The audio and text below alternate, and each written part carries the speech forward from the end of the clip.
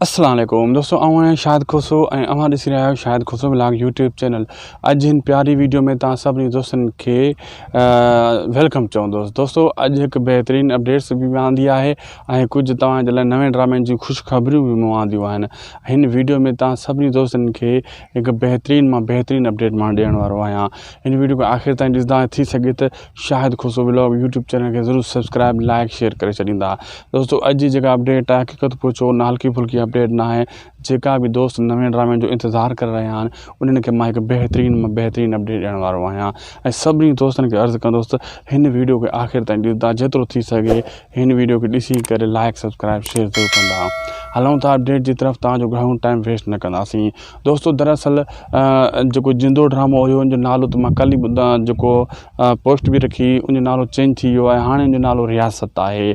खजू साहब ईअं ई कंदो आहे, नाला चेंज कंदो रहंदो आहे। ख़ासि करे खजू साहब जो कसूर न आहे, जेका खीचनि वारा आहिनि उहे ईअं कंदा आहिनि। पहिरियों तव्हां ॾिसो न, पाप नगर ड्रामो जॾहिं स्टार्ट न थियो हुयो, पहिरियों यको जो नालो छा हुयो, राबेल ऐं जॾहिं स्टार्ट थियण खां ॿ टे ॾींहं पहिरियों जो नालो चेंज करे छॾियऊं, छा रखियऊं, पाप नगर। ऐं हे बि खीचनि वारनि जो ड्रामो आहे, उन्हनि जो सोप सीरियल आहे ऐं इन ते को मयार न आहे इन्हनि ते। हाणे हिन ड्रामे जो नालो बि छा रखियो वियो आहे, जिंदो खां चेंज करे रियासत।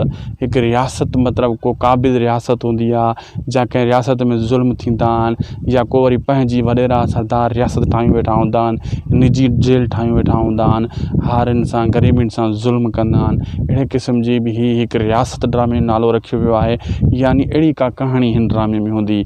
हा, जंहिंमें जिंदो पहिरियों जो नालो इन जे लाइ रखियो वियो, जिंदो उर्दू ड्रामो हली रहियो आहे ग्रीन TV ते। थी सघे थो काफ़ी माण्हुनि खे ड्रामे जो नालो न वणियो हुजे। जिंदो जे नाले सां त माई जो किरदारु ईंदो, हिननि पोइ सोचियो हूंदो हाणे माई वरी अहिड़ो किरदारु काॾो आणियूं, इन जे करे उनजो नालो चेंज करे छा रखियऊं, रियासत।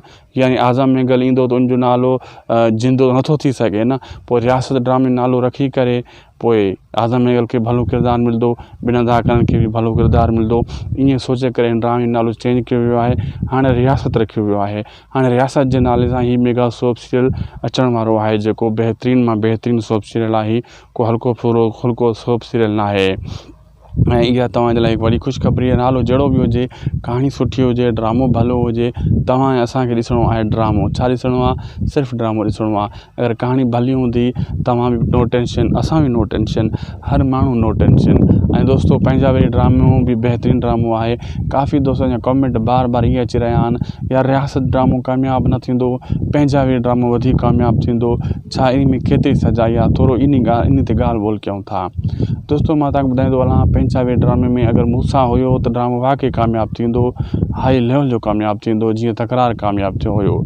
जे उन में मूंसां न हुयो त पोइ 50-50% चांस आहे। जेतिरो वेरनि जी वस्ती हलियो, जंहिं 15-20 हज़ार 25,000 एपिसोड ते व्यूज़ खणंदो, पोइ उहो पंहिंजा वेरे बि ईअं एतिरा व्यूज़ खणंदो। जीअं ज़हर ज़िंदगी लख व्यूज़ ताईं बि वेंदो एपिसोड, ऐं एतिरो तकरार बि वेंदो 60-70 हज़ार लख ताईं। अगरि इन में मूंसां हुयो, यानी लाला रफ़ीक ज़हूर साहब, त पोइ ड्रामो कामयाबु आहे, नथो चई सघिजे। बाक़ी रियासत में मां ॿुधाईंदो हलां तव्हांखे, आज़म मेंगल आहे। आज़म मेंगल जे हूंदे उहो ड्रामो नाकाम नथो थी सघे, उहो ड्रामो कामयाबु आहे। कल्ह मां अदाकारनि जी लिस्ट तव्हांखे घणनि जी ॾेखारी हुई। कुझु ॿिया अदाकार बि हाणे एड थी चुका आहिनि, जीअं इम्तियाज़ बलोच आहे, काफ़ी ॿिया अहिड़ा अदाकार एड थी चुका आहिनि। बहरहाल पंहिंजा वे ड्रामो ज़बरदस्तु आहे, रियासत बि ज़बरदस्तु आहे, नाला ॿिन्ही जा भला आहिनि। ॾिसूं कहिड़ो ड्रामो केतिरो कामयाबु थो थिए, इहो त अचण वारो वक़्तु ॿुधाईंदो, इहे अचण वारे वीडियोनि में ख़बर पवंदी।